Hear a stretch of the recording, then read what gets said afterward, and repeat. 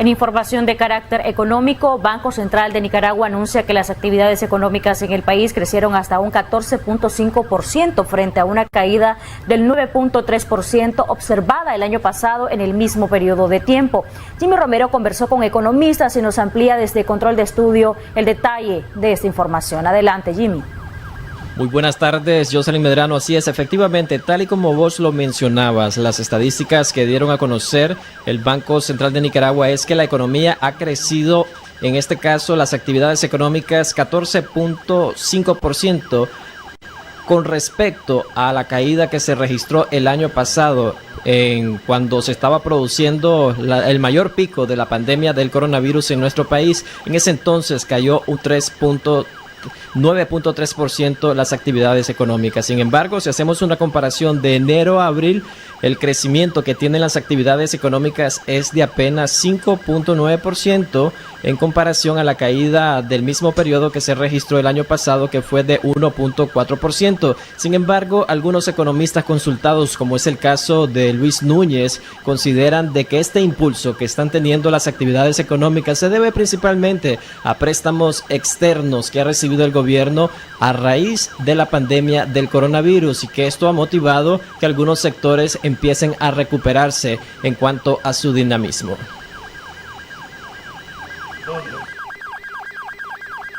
Fondo Monetario, por ejemplo, el Banco Mundial pronosticaba en la misma CEPAL que Nicaragua podría crecer alrededor del 0.9% el Banco Mundial y entre 1 y 1.5 los otros organismos. Y hay que recordar que estos organismos trabajan con las cifras oficiales del gobierno nicaragüense, es decir, ellos no están trabajando como organismos independientes. Las cifras que proyectan siempre estos organismos históricamente ha sido basado en datos, en la lectura de los datos del gobierno, ¿verdad? Entonces, es muy importante eso. Si el gobierno dice que va a llegar a un 3%, es posible que sea, pero apalancado, como te decía, a partir de los enormes flujos de cooperación o de financiamiento, de préstamos que están llegando al país. Y es que los indicadores que dio a conocer el Banco Central de Nicaragua sobre el IMAE demuestran que algunos sectores, como es el caso del turismo, hoteles y restaurantes, ya están creciendo 43.1% con respecto a la caída que venían presentando en abril del 2020. Ante esta situación, algunos economistas, como también consultamos a Marco Peña, quien indica que hay factores o variables que podrían incidir en que la economía no muestre signos positivos, tal y como lo ha mencionado el gobierno en las últimas meses o semanas, quienes especifican ellos que podríamos tener un crecimiento total en la economía al finalizar el 2021 de al menos 3.7%, estadística que fue reforzada también por la Fundación Nicaragüense para el Desarrollo Económico y Social FUNIDE, que sorpresivamente avaló este crecimiento que espera el gobierno, tanto por factores internos como por factores externos, que va a incidir en el crecimiento de nuestra nación.